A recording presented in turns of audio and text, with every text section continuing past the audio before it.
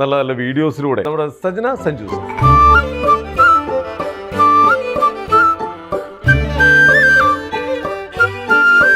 എന്നും മേടിച്ച് രാത്രി തേച്ച് കിടക്കാൻ തുടങ്ങി. സ്കിൻ കൈയിന്റെ കളറും മുഖത്തിന്റെ കളറും മാറി തുടങ്ങി. എന്താ പറയാ, ഭയങ്കര വേളായിട്ട് പിമ്പിൾസ് വന്നു, മുഴ പോലെയൊക്കെ വന്നു.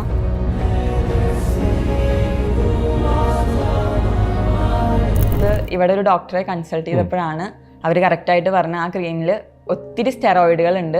ഈ സ്റ്റെറോയിഡുകളാണ് നമ്മുടെ കിഡ്നി വരെ ഡാമേജ് ആക്കുന്നത്. പോഴ്സ്, ഓപ്പൺ പോഴ്സ് എന്ന് പറഞ്ഞൊരു സംഭവമുണ്ട്. അത് പല ഇൻഫ്ലുവൻസേഴ്സും പറയും അത് മാറുന്നതിന് വേണ്ടി ക്രീമുകൾ യൂസ് ചെയ്യാന്ന്. അപ്പൊ എനിക്കിത് അറിയുമ്പോൾ ഈ വീഡിയോ കാണുമ്പോൾ ഇങ്ങനെ തോന്നും, ഡോക്ടേഴ്സ് തന്നെ പറയണ്ട ഓപ്പൺ പോഴ്സ് നമുക്കൊരു ക്രീം വെച്ചിട്ടോ ഒരു സെറം വെച്ചിട്ടോ മാറ്റാൻ പറ്റില്ല. പലരും അങ്ങനത്തെ രീതിയിലൊക്കെ നല്ല പ്രൊമോഷൻസ് ഒക്കെ കൊടുത്ത് പലരും കബളിക്കപ്പെടുന്നുണ്ട്. വീട്ടിലെ ആവശ്യത്തെ കൂടുതൽ പൈസ ഉണ്ടെങ്കിൽ എന്തും കാണിക്കാം, എവിടെയും പോവാം, എന്തും ചെയ്യാം. ഞാനൊക്കെ വീഡിയോ എടുത്തത് PVC പൈപ്പ് ഇല്ലേ, അതില് ഒരു സ്റ്റാൻഡ് ഉണ്ടാക്കി കെട്ടിവെച്ച് 11 മണി തൊട്ട് 2 മണി വരെ, 4 മണി തൊട്ട് 5 മണി വരെ വെയിൽ വരിക. ആ സമയത്ത് പോയി നിന്ന വീഡിയോ എടുക്കുന്നുണ്ടായിരുന്നു. ഞാൻ 23 വർഷം എന്റെ താമസിച്ചിരുന്ന വീട് ഇപ്പോഴാണ് ഞങ്ങൾ റിനോവേറ്റ് ചെയ്തത്.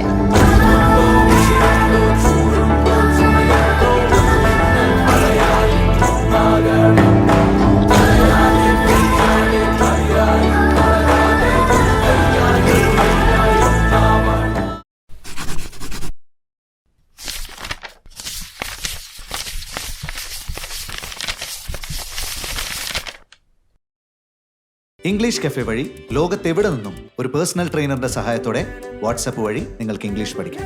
കൂടുതൽ വിവരങ്ങൾക്ക് താഴെയുള്ള ലിങ്കിൽ ക്ലിക്ക് ചെയ്ത് മെസ്സേജ് ചെയ്യും.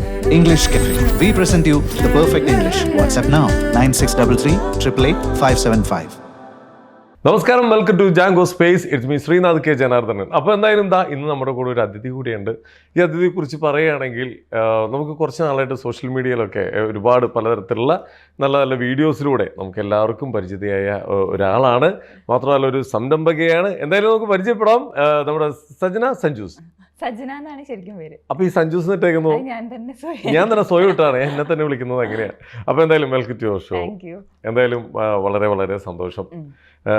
എന്താണ് വിശേഷങ്ങളൊക്കെ? വിശേഷം സുഖമായിരിക്കുന്നു, സമാധാനം, സന്തോഷം. ആദ്യം തന്നെ പറയാനുള്ളത്, ആദ്യം തന്നെ എനിക്ക് ചോദിക്കാനുള്ളത്, നമ്മൾ ഒരു ഫേസിലൊക്കെ ഒരുപാട് പിമ്പിളൊക്കെ വന്നിട്ട് അതിൽ നിന്നൊരു ട്രാൻസ്ഫോർമേഷൻ വീഡിയോ വന്നിട്ടുണ്ടായിരുന്നു. ഭയങ്കര റീച്ചായിരുന്നു. അതിങ്ങനെ അത് എന്താ സംഭവിച്ചത്? അത് നമ്മൾ കുറച്ച് നാൾ മുന്നേ ഭയങ്കര ഒരു വിവാദമായിരുന്നൊരു സംഭവമായിരുന്നു. നമ്മുടെ വൈറ്റനിങ് ക്രീംസ് യൂസ് ചെയ്തിട്ട് കിഡ്നി വരെ പോയി എന്നുള്ള സംഭവം. ഒറ്റ മിനിറ്റടാ, ഒരു കാര്യം കൂടി പറയട്ടെ. ഞാൻ ആദ്യമായിട്ട് ഇപ്പോൾ സജനേനെ പരിചയപ്പെടുത്തുന്നതിന് ഒരു മുമ്പ് ഒരു കാര്യം, ഇത് എല്ലാവർക്കും കേട്ടിരിക്കാൻ വേണ്ടിയിട്ടാണ്. നമ്മൾ പല പ്രൊഡക്ട്സ്, ഒരുപാട് നല്ല പ്രൊഡക്ട്സ് ഉണ്ട്, അതിനിടയിൽ കൂടി പലരും അബദ്ധത്തിൽ പോയി ചാടുന്നുണ്ട്. അപ്പോൾ അങ്ങനെ ഒരു ക്രീം പരട്ടിയിട്ട് ഒരു എന്താ പറയുക, അതിൻ്റെ ഒരു അനുഭവമാണ് പറയുന്നത്. എല്ലാവരും കേട്ടോളൂ, പറയൂ. അപ്പോൾ അതൊരു കൊളാബറേഷനോ ഒന്നും ആയിരുന്നില്ല. ഞാൻ എൻ്റെ സ്വന്തം ഇഷ്ടത്തിന് മേടിച്ച് യൂസ് ചെയ്തൊരു പ്രൊഡക്റ്റ് ആയിരുന്നു. അതെല്ലാ ഷോപ്പിലും കിട്ടും കേട്ടോ. അതാണ് ഇപ്പോഴും കിട്ടും ആ ഒരു പ്രൊഡക്റ്റിന്റെ പേര് വേണമെങ്കിൽ ഞാൻ റിവീൽ ചെയ്യാം, എനിക്ക് ബുദ്ധിമുട്ടില്ല. ഫൈസ എന്നാണ് ആ പ്രൊഡക്റ്റിന്റെ പേര്. ഞാൻ യൂസ് ചെയ്തത്. അപ്പോൾ അത് യൂസ് ചെയ്തപ്പോൾ എൻ്റെ മുഖത്ത് നല്ല പിമ്പിൾസ് ഉണ്ടായിരുന്നു. എനിക്ക് തോന്നുന്നു എൻ്റെ പീരീഡ്സ് സ്റ്റാർട്ട് ചെയ്ത സമയം തൊട്ട് നല്ല രീതിയിൽ പിമ്പിൾസ് വരുന്നുണ്ടായിരുന്നു. അപ്പൊ ആ സമയത്ത് എല്ലാവരും നമ്മളെ കളിയാക്കുമല്ലോ. ഒരു പരിപാടിക്ക് പോകുമ്പോ കുടുംബക്കാർ പറയും, എന്തോ മുഖത്ത് ഇത് കുറച്ച് മഞ്ഞൾ തേക്കി, ചന്ദനം തേക്കി. പിമ്പിൾ അപ്പോ അതായത് ഈ ക്രീം യൂസ് ചെയ്യുന്നതിന് മുന്നേ നോർമലായി വന്ന പിമ്പിൾസ് കണ്ടിട്ട്, അപ്പൊ നമുക്ക് ആ ഒരു ഏജിൽ അതൊരു ഇൻസെക്യൂരിറ്റി ആണല്ലോ. അപ്പൊ ഞാൻ എൻ്റെ ചേച്ചിയുടെ ഒരു ഫ്രണ്ട് ഇങ്ങനെ ഒരു വൈറ്റനിങ് ക്രീം യൂസ് ചെയ്യുന്നുണ്ട്, അവർ നല്ല തിളങ്ങുന്നുണ്ട്, അങ്ങനെയൊക്കെ കേട്ട് ഞാൻ സ്വയം എൻ്റെ ഇഷ്ടത്തിന് എന്നും മേടിച്ച് രാത്രി തേച്ച് കിടക്കാൻ തുടങ്ങി. കുറച്ച് കഴിഞ്ഞപ്പോൾ ഒരു ചേഞ്ച് ഒക്കെ വന്നു, നല്ല രീതിയിൽ മാറി തുടങ്ങി, കളറ് മാറി തുടങ്ങി. അപ്പൊ എൻ്റെ കൈയിന്റെ കളറും മുഖത്തിന്റെ കളറും മാറി തുടങ്ങി. അതൊരു വെയേർഡ് കോമ്പിനേഷൻ ആണല്ലോ, ഇവിടെ ഡസ്കി ഇവിടെ വൈറ്റും ആണത്. അപ്പൊ അത് സ്റ്റോപ്പ് ചെയ്തപ്പോ എന്താ പറയാ, ഭയങ്കര വേളായിട്ട് പിമ്പിൾസ് വന്നു, അതും മുഴ പോലെയൊക്കെ വന്നു. അപ്പൊ ഭയങ്കര പ്രശ്നമായി. പക്ഷെ ഞാൻ ആ സമയത്ത് വീഡിയോസ് ചെയ്യുന്നുണ്ടായിരുന്നു. അപ്പോഴാണ് എനിക്ക് റീച്ച് കൂടിയത്. അതായത് പിമ്പിൾസ് വെച്ചിട്ട് വീഡിയോ ചെയ്യുന്നു എന്നുള്ളൊരു സംഭവത്തിൽ വീഡിയോ ആയി. അത് കഴിഞ്ഞ് ഞാൻ കുറെ ഡോക്ടേഴ്സിനെ കണ്ടിട്ടുണ്ട്. എറണാകുളത്ത് ഇവിടെ ഒരു ഡോക്ടറെ കൺസൾട്ട് ചെയ്തപ്പോഴാണ് അവർ കറക്റ്റായിട്ട് പറഞ്ഞ ആ ക്രീമിൽ ഒത്തിരി സ്റ്റെറോയിഡുകൾ ഉണ്ട്. ഈ സ്റ്റെറോയിഡുകളാണ് നമ്മുടെ കിഡ്നി വരെ ഡാമേജ് ആക്കുന്നത്. ഇപ്പൊ നമ്മൾ പറയില്ല നമ്മുടെ സ്കിന്നിൽ അപ്ലൈ ചെയ്താൽ എങ്ങനെ അകത്തെത്തുക എന്നല്ല, സ്കിന്നിൽ അപ്ലൈ ചെയ്യുമ്പോൾ ഇതിന്റെ നെർവ് വഴി നമ്മുടെ ഉള്ളിലേക്ക് എത്തുന്നുണ്ട്. അത് കുറെ ആയിട്ട് ചെയ്യുമ്പോൾ നമ്മുടെ കിഡ്നിക്ക് ഡാമേജ് വരുന്നുണ്ട് എന്നാണ് പറയുന്നത്. അങ്ങനെ പിന്നെ പ്രോപ്പറായിട്ട് സ്കിൻ കെയറും കാര്യങ്ങളൊക്കെ ചെയ്ത് ഇപ്പൊ സ്കിൻ ഇങ്ങനെ ഓക്കെ ആയിക്കൊണ്ടിരിക്കുകയാണ്. അതാണ് അതിന്റെ ഒരു സത്യം. ശരിക്കും ആരും വെളുക്കാൻ തയ്ച്ചത് പണ്ടായിട്ടുള്ള ഇതാണല്ലേ. എത്ര നാള് വേണ്ടി ഒന്ന് മാറി വരാൻ വേണ്ടി? ആ ഡോക്ടറുടെ ഒരു ഭാഗ്യം കൊണ്ടും ഞാൻ പിന്നെ വലിയ ട്രസ്റ്റ് ഒന്നും കൊടുക്കാണ്ട് ഇങ്ങനെ ചെയ്തു തുടങ്ങിയതാണ്. 2 മാസം തന്നെ കുരു പോയി, പിന്നെ പാടുകളായിരുന്നു. അത് പയ്യെ പയ്യെ ഗ്രാജുവലേ മാറുള്ളൂ എന്ന് പറഞ്ഞായിരുന്നു. ചിലവരുടെ ഒന്നും ഇപ്പോഴും മാറുന്നില്ല. ചിലർക്ക് ഭയങ്കര, എനിക്ക് പേഴ്സണലി കുറേ ആളുകൾ മെസ്സേജ് അയക്കുന്നുണ്ട്, ഇത് കാരണം ബുദ്ധിമുട്ടാണ് ചേച്ചി, ഇത് യൂസ് ചെയ്തിട്ട് നിർത്താൻ പറ്റണില്ല, എൻ്റെ കല്യാണമാണ്, എനിക്ക് ബുദ്ധിമുട്ടാണ്. എനിക്ക് കുറേ പേര് മെസ്സേജ് അയക്കുന്നുണ്ട്. കാരണം എനിക്ക് പെട്ടെന്ന് ചേഞ്ച് കിട്ടി, പക്ഷെ എല്ലാവർക്കും അങ്ങനെ കിട്ടണം എന്ന് ഇല്ലല്ലോ.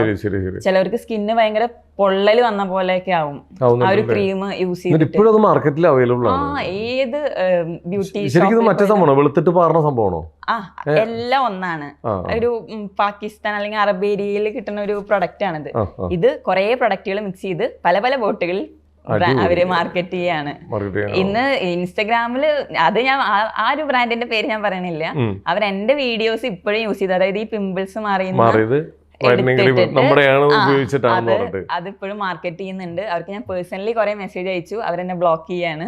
അതായത് വീഡിയോ ഇതാക്കരുത്, കാരണം വൈറ്റനിങ് ക്രീമാണ് അവര് പ്രൊമോട്ട് ചെയ്യണേ. അത് ഞാൻ ഒരിക്കലും അത് ചെയ്യില്ല. ഞാൻ എന്റെ സ്കിൻ അത്രയും ഡാമേജ് ആക്കിയതാണ്, അത്രയും പൈസ കയ്യിൽ നിന്ന് പോയിട്ടുണ്ട്. ശരിക്കും ഒരു സ്കിൻ ഡോക്ടറുടെ ഒരു നിർദ്ദേശം ഇല്ലാതെ ഒരു വൈറ്റനിങ് ക്രീം മേടിച്ച് തേക്കരുത്. ഒരു അനുഭവസ്ഥയാണ് ഈ പറയുന്നത്. ഇത് ഒരുപാട് പേർക്ക് എന്താ പറയാ, ഇപ്പോഴും നിറത്തിന് പ്രാധാന്യം കൊടുക്കുന്ന ആളുകൾ ഒരുപാട് പേരുണ്ട്. കാരണം അതൊരു ടൈമിൽ എല്ലാവർക്കും തോന്നുന്നത്. അപ്പോഴാണ് ഇങ്ങനെയുള്ള ക്രീമുകളൊക്കെ മേടിച്ച് തേക്കുന്നത്. അതുമായി ബന്ധപ്പെട്ടുള്ള പ്രശ്നങ്ങളാണ് ഇപ്പൊ പറഞ്ഞത്. സൂക്ഷിക്കുക, എപ്പോഴും പ്രൊമോഷൻസ് കണ്ടാൽ കൂടെ നിങ്ങൾ സൂക്ഷിക്കണം. സൂക്ഷിക്കുക, അത് തന്നെ. ഈ ശരിക്കും ഇപ്പൊ ഇങ്ങനെ ഇപ്പൊ എല്ലാവരും ഇതിലേക്ക് വരാൻ കാരണം നമ്മുടെ കളറ് ഇപ്പോഴും സമൂഹത്തിൽ നമ്മളെ മാറ്റി നിർത്തുന്നുണ്ടെന്നാണ് എല്ലാവരും. അത് എല്ലായിടത്തും എന്തൊക്കെ പറഞ്ഞാലും എന്തൊക്കെ മാറ്റം വന്നാലും ബാക്കി 93 വെളുപ്പിനാന്ന് പറയുന്ന ആളുകളാണ് ഇപ്പോഴും ഉള്ളത്. ഇത് അങ്ങനെയുള്ള എന്തെങ്കിലും സിറ്റുവേഷൻസ് അനുഭവിക്കേണ്ടി വന്നിട്ടുണ്ടോ? അങ്ങനെ പറഞ്ഞു കഴിഞ്ഞാൽ എനിക്കിപ്പോ കമന്റ് ബോക്സിൽ വീഡിയോസിൽ അങ്ങനെയൊന്നും എനിക്ക് വന്നിട്ടില്ല. ഞാൻ നേരത്തെ പറഞ്ഞ മാതിരി എനിക്ക് ഏറ്റവും കൂടുതൽ വിഷമങ്ങൾ അല്ലെങ്കിൽ ഒരു ഇൻസെക്യൂരിറ്റി ഉണ്ടായിട്ടുള്ളത് എന്നെ അറിയുന്നവരുടെ ഇടയിലാണ്, അല്ലാതെ സ്ട്രേഞ്ചേഴ്സിൻ്റെ ഒന്നല്ല.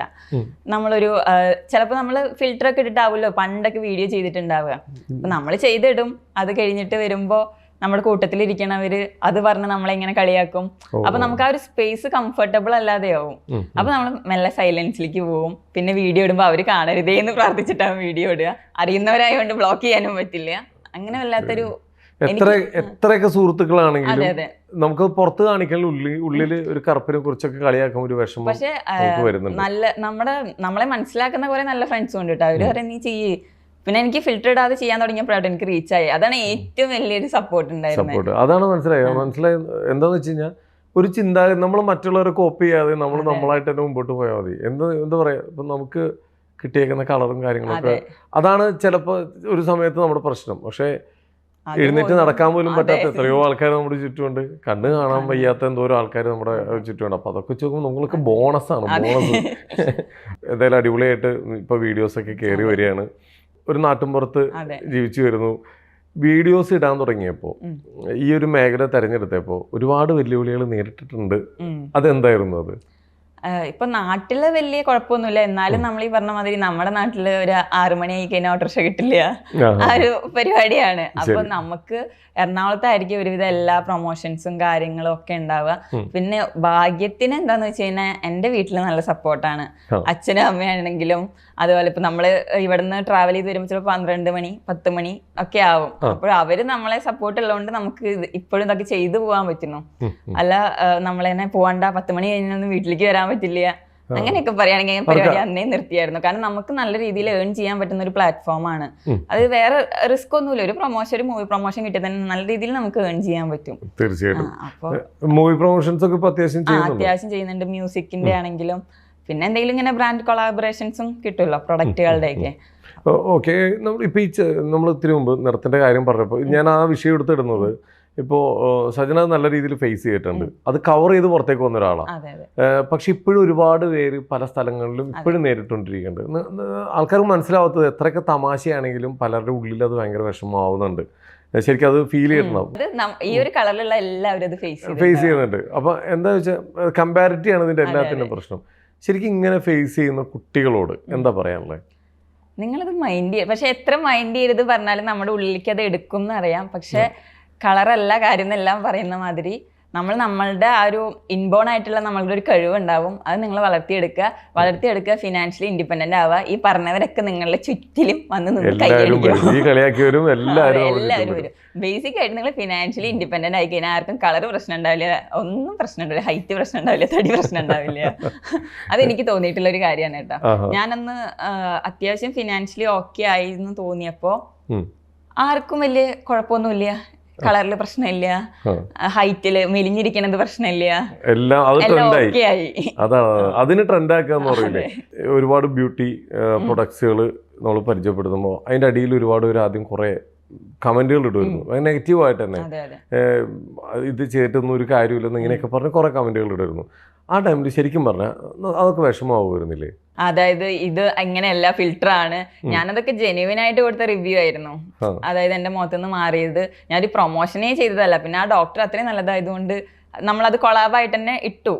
പക്ഷെ അതുവരെ അവര് പ്രൊമോഷനാണ് പറഞ്ഞു. ഞാൻ അങ്ങനെ ഫേസ് ചെയ്യുന്നവരുണ്ടെങ്കിൽ ഡോക്ടറെ പോയി കണ്ടിട്ട് മാത്രം ചെയ്യുന്നതാണ് എല്ലാ വീഡിയോസിലും പറഞ്ഞിട്ടുണ്ടായിരുന്നത്. പക്ഷെ അത് പേഴ്സണലി എനിക്ക് വിഷമമായിട്ടുണ്ടായിരുന്നു. അത് ഞാനൊരു വീഡിയോയിൽ തന്നെ റിപ്ലൈ വഴി കൊടുത്തായിരുന്നു അതിനുള്ളൊരു മറുപടി.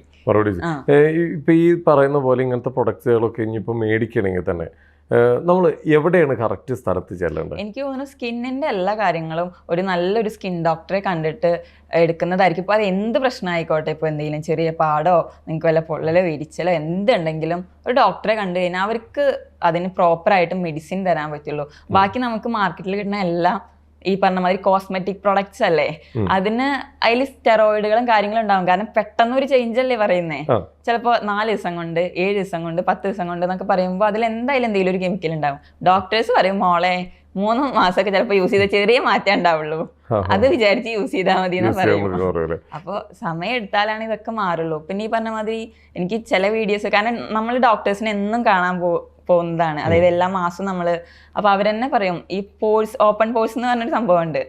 അത് പല ഇൻഫ്ലുവൻസേഴ്സും പറയും അത് മാറുന്നതിന് വേണ്ടി ക്രീമുകൾ യൂസ് ചെയ്യാന്ന്. അപ്പൊ എനിക്കിത് അറിയുമ്പോൾ ഈ വീഡിയോ കാണുമ്പോൾ ഇങ്ങനെ തോന്നും, ഡോക്ടേഴ്സ് തന്നെ പറയണ്ട ഓപ്പൺ പോഴ്സ് നമുക്കൊരു ക്രീം വെച്ചിട്ടോ ഒരു സെറം വെച്ചിട്ടോ മാറ്റാൻ പറ്റില്ല.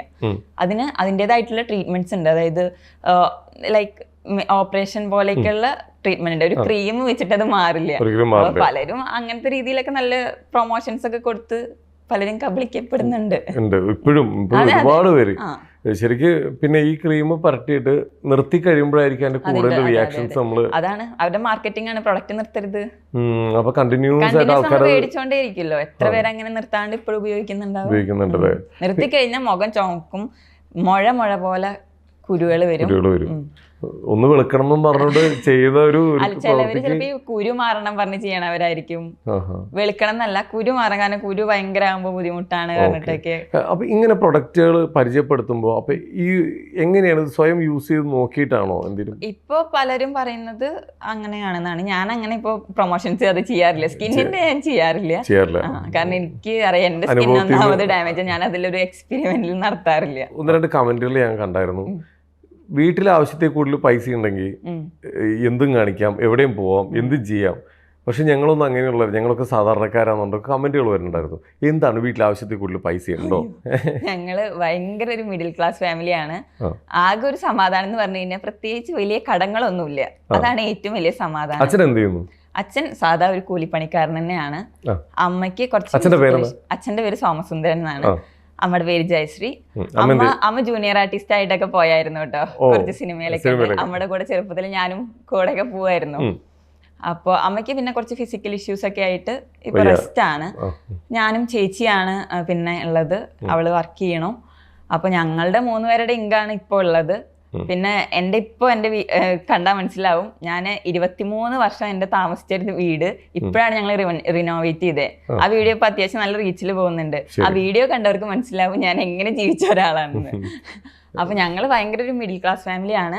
ഇപ്പോഴും ഫൈറ്റ് ചെയ്തുകൊണ്ടിരിക്കുകയാണ് നല്ലൊരു ലൈഫ് ഒന്നുകൂടെ നന്നായി ഒന്ന് സെറ്റ് ആവാൻ വേണ്ടി. ഓരോ ദിവസം അഡ്ജസ്റ്റ് ചെയ്ത് പോകുന്നുള്ളൂ. ഈ പറയുന്ന പോലെ ഒരുപാട് പൈസകളൊന്നും വീട്ടിൽ കൊണ്ട് അടക്കി വെച്ചിട്ടൊന്നുമില്ല. ഇപ്പൊ ഈ പറഞ്ഞ പോലെ പഠിക്കുന്ന കാലഘട്ടത്തിലാണെങ്കിലും അത്യാവശ്യം നല്ല കഷ്ടപ്പാടി കൂടി തന്നെയാണ് കടന്നു വന്നേക്കുന്നത്. ആകെ അച്ഛൻ്റെ കൂലിപ്പണിക്ക് പോകുന്നൊരു വരുമാനമായിരുന്നു. ഇപ്പൊ ഇതിലേക്ക് എത്തിക്കഴിഞ്ഞപ്പോൾ സ്വന്തമായിട്ടൊരു ഏണിങ്സ് എനിക്ക് ഇതിൽ നിന്ന് ഉണ്ടാക്കാൻ പറ്റുന്നൊരു തോന്നൽ വന്നത് എപ്പോഴാണ്? ആദ്യം എനിക്കിത് തുടങ്ങിയ സമയത്ത് ഈ പറഞ്ഞ മാതിരി ഡ്രസ്സുകളൊക്കെ കൊളാബ് കിട്ടും. അതിന് വേണ്ടിയിട്ടാണ് ഞാൻ മെയിൻ ആയിട്ട് വീഡിയോ ഇടാൻ തുടങ്ങിയത്. ശരി, ഒരു വീഡിയോ അതിന്റെ മുമ്പോട്ട് പോയി കഴിഞ്ഞാലേ, അതിന് കുറച്ച് മുമ്പോട്ട് പോയി കഴിഞ്ഞാൽ നമ്മൾ ഈ വീഡിയോ ഇട്ട് തുടങ്ങിയപ്പോൾ ആളുകൾ സപ്പോർട്ട് ചെയ്യുമായിരുന്നു, എല്ലാവരും സപ്പോർട്ട് ചെയ്ത് തുടങ്ങി. എന്നിട്ട് പിന്നെ ഡ്രസ്സുകളൊക്കെ കൊളാബ് കിട്ടാൻ തുടങ്ങിയപ്പോഴത്തേക്ക് നമ്മളൊന്ന് ആക്റ്റീവായി. അതായത് നല്ല ഐഡിയ ആയിട്ടത്, നമ്മുടെ അടുത്തൊന്നും ആരും വരുന്നില്ലോ അല്ലേ? ഞാൻ ഈ കൊറോണ സമയത്താണ് ഇതിങ്ങനെ കാണുന്നത്. അപ്പോ എല്ലാവരും ഈ ഡ്രസ്സുകൾ കൊളാബ് കിട്ടുന്നത്, എല്ലാവരും കൊളാബ് ഇട്ട് അപ്പൊ ഇഷ്ടമാതിരി ഡ്രസ്സ് കിട്ടും. അപ്പൊ അതാണ് നമുക്കപ്പോ കോളേജിൽ പോകുമ്പോ ഡ്രസ്സ് വേണം. അപ്പൊ എന്നാ പിന്നെ വീഡിയോസ് ഇടാം. അപ്പൊ പിന്നെ ഓരോ പേജുകാരായിട്ട് നമുക്ക് മെസ്സേജ് അയക്കാൻ തുടങ്ങി, മാഡം ഡ്രസ്സ് തരട്ടെ, വാട്ടർ കൊളാബ്, ഓക്കെ, നമ്മളൊരു ഡാൻസ് കളിച്ചാൽ മതി, അല്ല ഒരു ലിപ്സിങ്ക് ചെയ്താൽ മതി, പിന്നെ ഗിഫ്റ്റുകൾ വരാൻ തുടങ്ങി. അപ്പൊ അതിന്റെ ഇതിൽ നമ്മൾ ചെയ്തു തുടങ്ങി. അപ്പൊ ഒരു പൈസ കിട്ടുന്നോ ഒന്നും അറിയുന്നുണ്ടായിരുന്നു.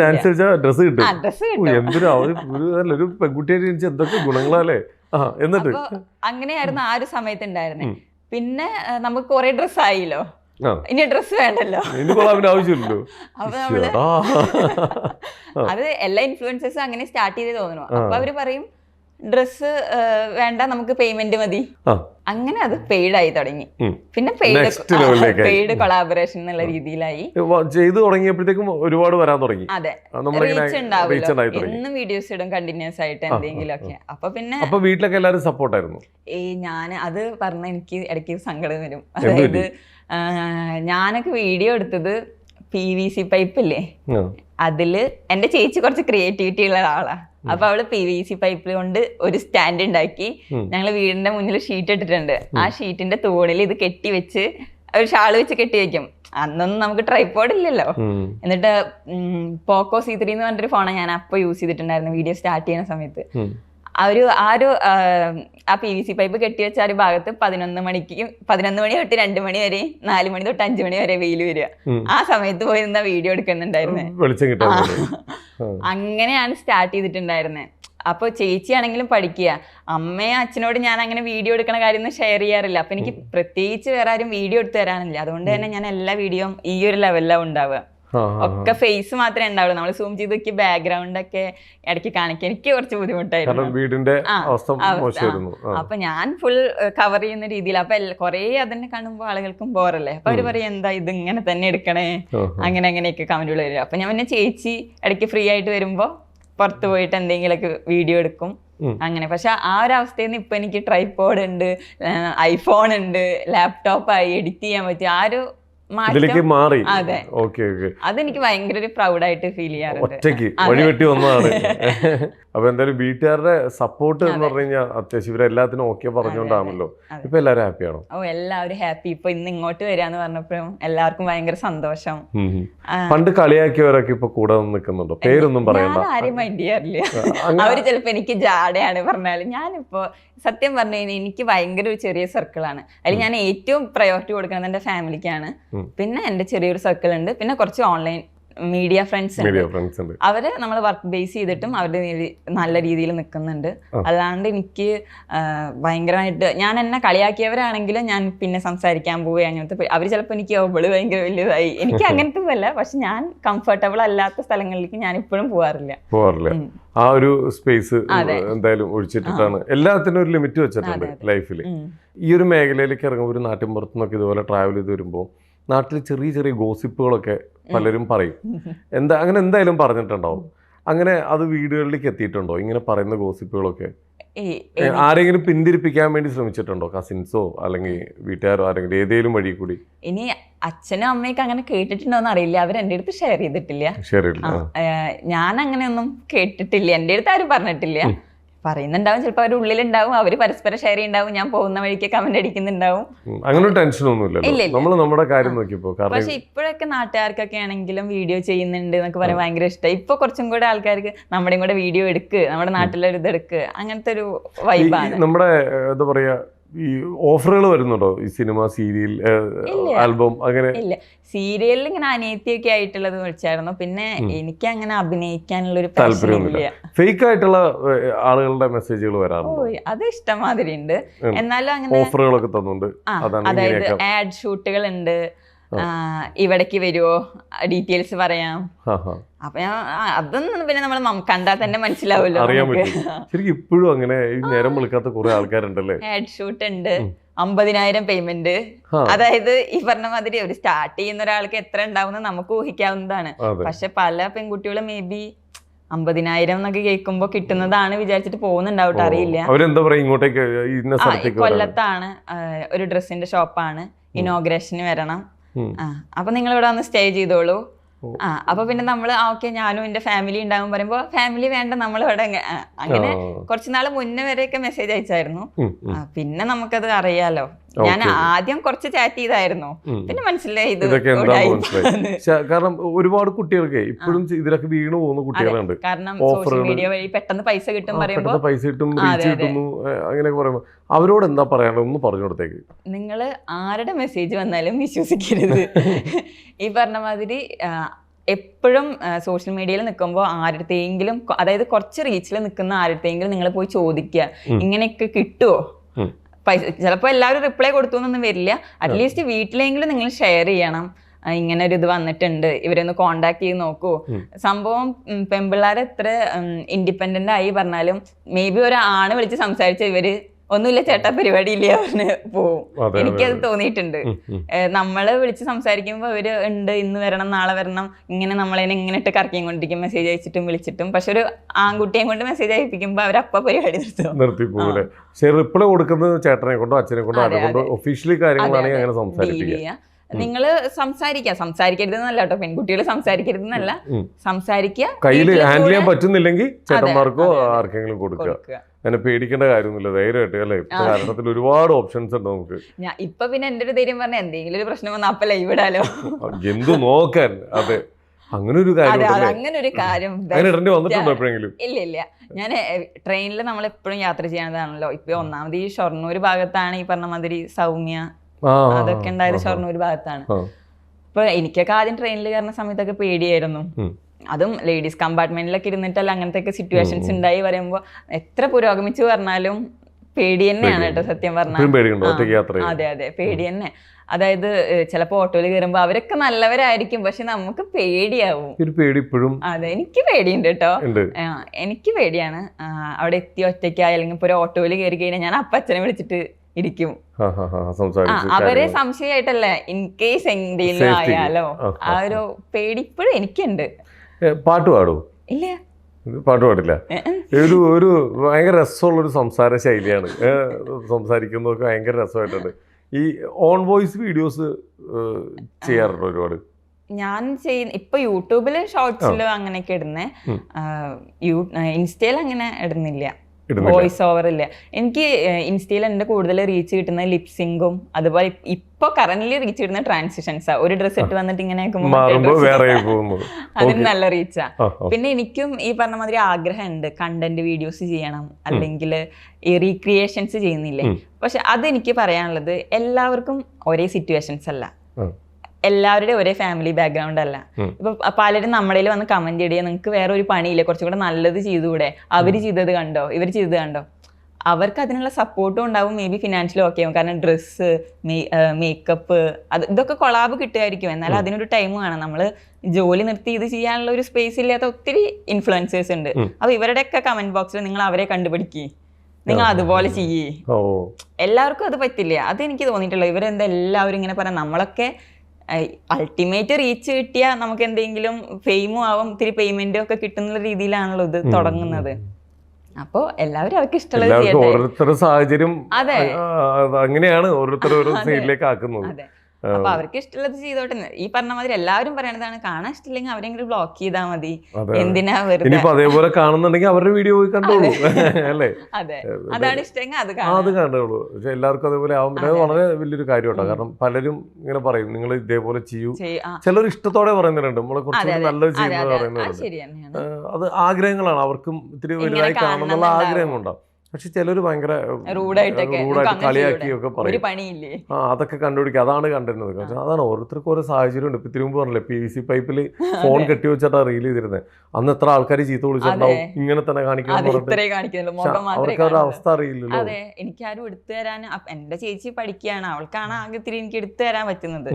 ആ സമയത്ത് പഠിക്കുകയായിരുന്നു. അപ്പൊ ആ ഒരു സിറ്റുവേഷനില്ല. പിന്നെ എനിക്കെന്നും വീഡിയോ ഇടണം, എനിക്ക് ഇഷ്ടമായിരുന്നു, ഞാനിടും. ഇത് നോക്കാനില്ല. പിന്നെ അല്ല, ഇപ്പൊ സ്വന്തമായിട്ട് ചെറിയ ചെറിയ സംരംഭങ്ങളൊക്കെ സ്റ്റാർട്ട് ചെയ്ത് എന്താണത്? നമുക്ക് മന്ദാര എന്ന് പറഞ്ഞിട്ടൊരു ക്ലോത്തിങ് ബ്രാൻഡ് ഉണ്ട്.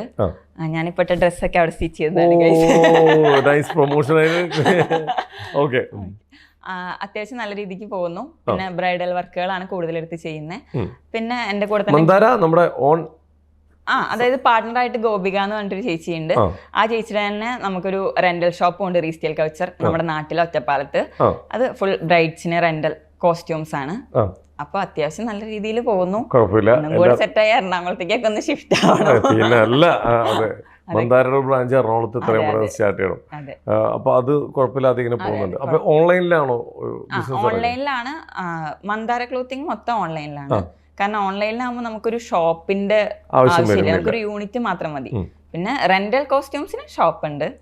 അത് നന്നായി ഒറ്റപ്പാലത്ത് തന്നെ. ഇനി എന്താണ് ഫ്യൂച്ചർ പ്രോഗ്രാമുകളും പരിപാടികളൊക്കെ എന്താണ്? എനിക്കിപ്പോ ആഗ്രഹം എന്ന് പറഞ്ഞു കഴിഞ്ഞാൽ യൂട്യൂബില് കുറച്ചും കൂടെ ഒന്ന് സെറ്റപ്പ് ആവണം.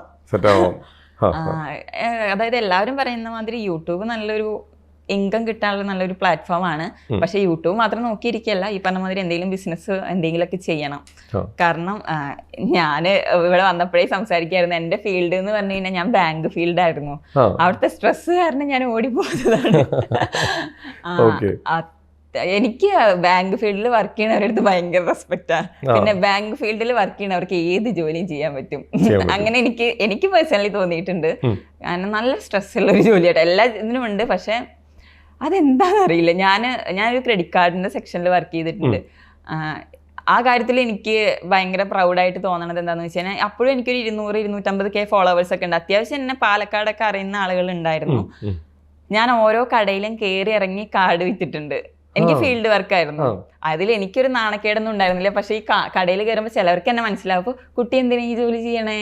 അതായത് ഈ കമ്പിളി പതപ്പ് വെക്കാൻ വീട്ടിലേക്ക് വരില്ലേ, അതിന്റെ വേറൊരു വേർഷനായിരുന്നു കാർഡ്. അതായത് ഓരോ കടയിൽ കാണാൻ, സാർ കാർഡ് വേണോ? അവര് ചിലവര് വേണം പറയും, അവർക്ക് കിട്ടില്ല. വേണ്ട പറയുന്നവർക്ക് കിട്ടും. പിന്നെ അവരുടെ കാല് പിടിക്കണം, നമുക്കൊരു ദിവസത്തെ ടാർഗറ്റ് ഇതാക്കണം. അതെ, പിന്നെ രാത്രി മെസ്സേജ് അയക്കും. അങ്ങനെ കുറെ പ്രശ്നങ്ങളുണ്ട് കേട്ടോ. ആ ഒരു ഫീൽഡിൽ വർക്ക് ചെയ്യുന്നവർക്ക് ഭയങ്കര സ്ട്രെസ്സാണ്.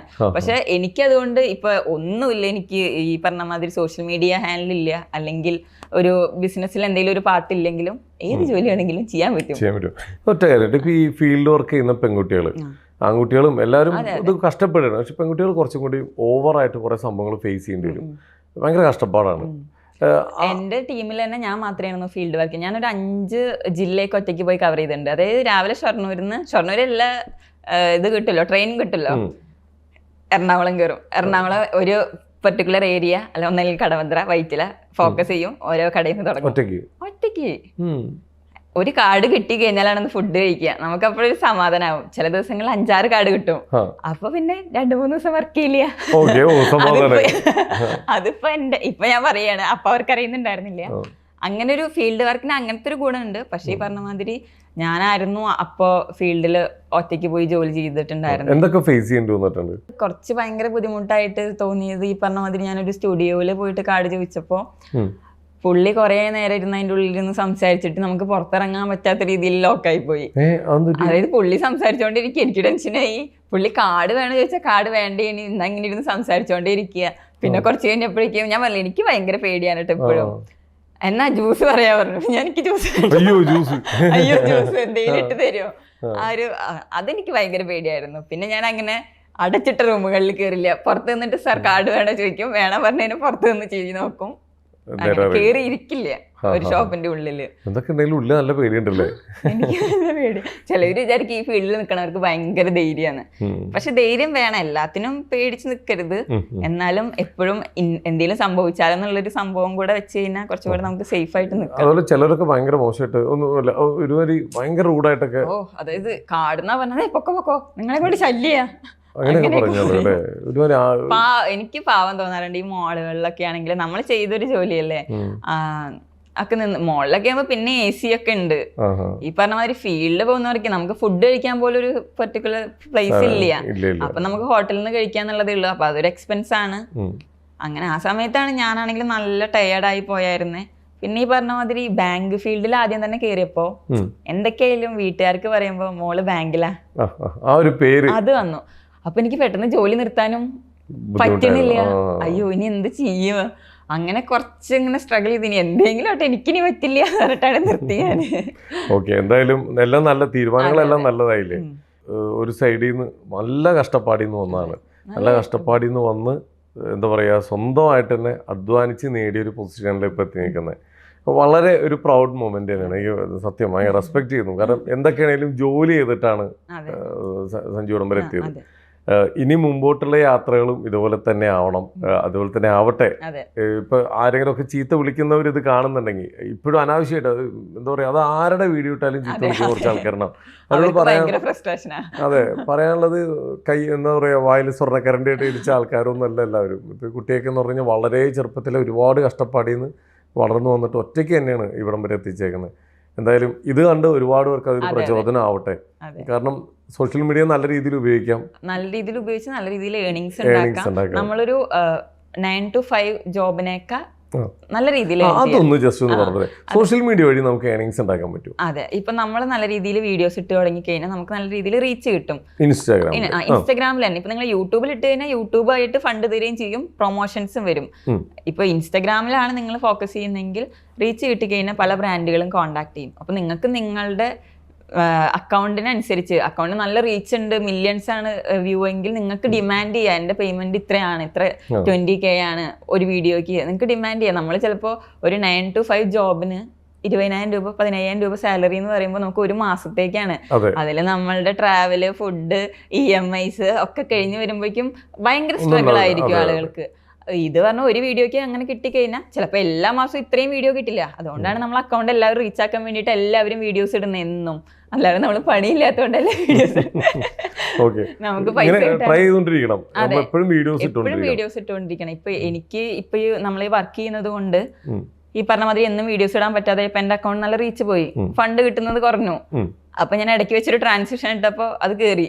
പിന്നെ കുറച്ച് ട്രാൻസിഷനെ ഇട്ട് തുടങ്ങി. അപ്പൊ ആൾക്കാർ ചോദിക്കുന്നുണ്ട് നിനക്ക് വേറെ ഒന്നും ചെയ്യാനില്ല. പക്ഷെ എനിക്ക് അത് ഇടുമ്പോഴേ കയറുന്നുള്ളൂ എന്റെ അക്കൗണ്ട്. എനിക്ക് എന്റെ അക്കൗണ്ട് റീച്ച് ആയാലാണ് എനിക്ക് എന്തെങ്കിലും പ്രൊമോഷൻ കിട്ടുള്ളൂ.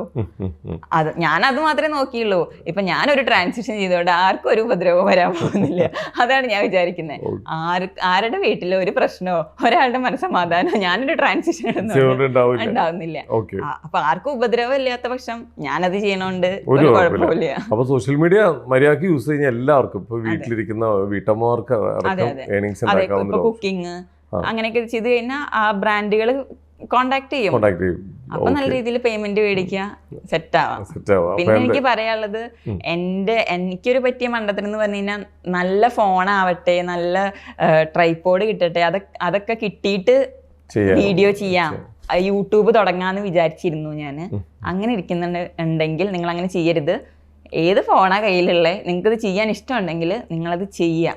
അതെ, ഇപ്പൊ പലർക്കും ഉണ്ടാവും നല്ല ക്വാളിറ്റിയിൽ ചെയ്യണം, ക്വാളിറ്റിയിൽ വീഡിയോ. എനിക്കും ഉണ്ടായിരുന്നു. ഞാൻ ചില ഫോണുകളിൽ എടുക്കുമ്പോൾ അയ്യോ എനിക്ക് 16 Pro Max ഒക്കെ മേടിച്ചാൽ ചെയ്യായിരുന്നു, അങ്ങനെ ഇങ്ങനെ വിചാരിച്ചിരിക്കും, എന്നിട്ട് ചെയ്യാണ്ടിരിക്കും. പക്ഷെ അതല്ല, നമ്മൾ ചെയ്ത് അതൊക്കെ മേടിക്കുക, പിന്നെയും ചെയ്യുക, അങ്ങനെയാണ് ചെയ്യേണ്ടത്. അല്ലാതെ എല്ലാം മേടിച്ചിട്ട് വരുമ്പോഴേക്കും ഇപ്പൊ എനിക്ക് തോന്നിയിട്ടുള്ളത്, പലരും പഠിക്കുന്ന സമയത്ത് കയ്യിലിരിക്കുന്ന ഫോണിൽ ഒന്നും ചെയ്യില്ല, ജോലിയൊക്കെ കിട്ടുമ്പോ വലിയ 16 Pro Max ഒക്കെ മേടിച്ച് പിന്നെ സമയമില്ല, എല്ലാം കയ്യിലുണ്ടാവും, വലിയൊരു പോയിന്റ് ആട്ടോ പറഞ്ഞത്. എത്രയും പെട്ടെന്ന് കണ്ടന്റുകളൊക്കെ ചെയ്യാൻ തുടങ്ങി ചെയ്തിടുക, കാലക്രമേണ അപ്ഡേഷൻ വന്നോണ്ടിരിക്കട്ടെ. അപ്പൊ എന്തായാലും നമ്മൾ റീച്ച് ആകുമ്പോ എല്ലാം കൂടെ റീച്ച് ആയിക്കോളും. എന്തായാലും നന്നായിരിക്കട്ടെ. അപ്പൊ എന്തായാലും ലൈഫിൽ എല്ലാ ഏറ്റവും വലിയ എന്താണ് ആഗ്രഹമുള്ളത് അതും കൂടി പറയും. ഇപ്പൊ ആഗ്രഹം ചോദിച്ചാൽ എന്റെ ഇത്രയും നാളത്തെ ആഗ്രഹം എനിക്ക് വീട് വെക്കാനായിരുന്നു. അത് പക്ഷെ എന്റെ വീട് റിനോവേറ്റ് ചെയ്തപ്പോ തന്നെ അതെനിക്ക് ഏകദേശം ഒരു സാറ്റിസ്ഫൈ ആയി. എല്ലാം സെറ്റായി മതി. ഇതുകൊണ്ട് അല്ല ഇതില് കൂടുതൽ ബംഗ്ലാവ് വെക്കണം എന്നൊന്നുമില്ല. എന്നാലും അച്ഛനും അമ്മേനെയും ഇപ്പോഴും എന്റെ അച്ഛൻ പണിയെടുക്കുക, അത് എനിക്കൊന്ന് ഇപ്പൊ എനിക്ക് മാത്രല്ല എന്റെ ചേച്ചിക്കാണെങ്കിലും. എന്റെ അച്ഛൻ 60 വയസ്സായി. അച്ഛൻ ഇപ്പോഴും ഈ വെയിലത്ത് കിടന്നു. പാലക്കാട് വെയിലൊക്കെ അറിയാലോ. അതൊന്നൊന്ന് മാറ്റിയെടുക്കണം എന്നുണ്ട്. ഇപ്പൊ പെട്ടെന്ന് എന്റെ അച്ഛനെ ജോലി നിർത്തി, അച്ഛൻ ഒന്നാമത് വെറുതെ ഇരിക്കില്ല. അത് പാലക്കാടുകാരുടെ സ്വഭാവമാണെന്നറിയില്ല, വെറുതെ ഇരിക്കുകയില്ല. അപ്പൊ സൺഡേ വരെ പണിക്ക് പോകുന്ന ആളാ. അപ്പൊ അച്ഛനെ എന്തെങ്കിലും ഒരു ഫിനാൻഷ്യലി ഒന്ന് വീട്ടില് ഇരുത്താനുള്ള എന്തെങ്കിലുമൊക്കെ. എന്തായാലും അതൊക്കെ നടക്കട്ടെ. നമ്മള് ചില ഫാമിലീസ് പറയാറുണ്ട്, എനിക്കൊരു ആൺകുട്ടി ഉണ്ടായിരുന്നു വെച്ചെങ്കിൽ എനിക്കൊരു തുണയായിരുന്നു. ഇതേപോലത്തെ 2 ഉരുക്ക് വനിതകൾ ഉണ്ടായാൽ മതി, അയൺ ലേഡീസ് ഇതേപോലെ ഉണ്ടെങ്കിൽ ആർക്കും അല്ലേ എപ്പോഴും ഒരു തണലേനായിരിക്കും. നമ്മൾ വിചാരിച്ച പോലെ തന്നെ എല്ലാം നടക്കട്ടെ. അച്ഛനും അമ്മയ്ക്കും എല്ലാവർക്കും തണലായിട്ട് എപ്പോഴും ഉണ്ടാവാൻ പറ്റട്ടെ. എല്ലാ വീഡിയോസും എല്ലാം റീച്ചായി ഒരുപാട് വിവരങ്ങളിലേക്ക് എത്തട്ടെ. ബിസിനസ്സൊക്കെ നന്നായി വരട്ടെ. ഞങ്ങളുടെ എല്ലാവരുടെയും സപ്പോർട്ട് ഉണ്ടാവും. All the best. Thank you.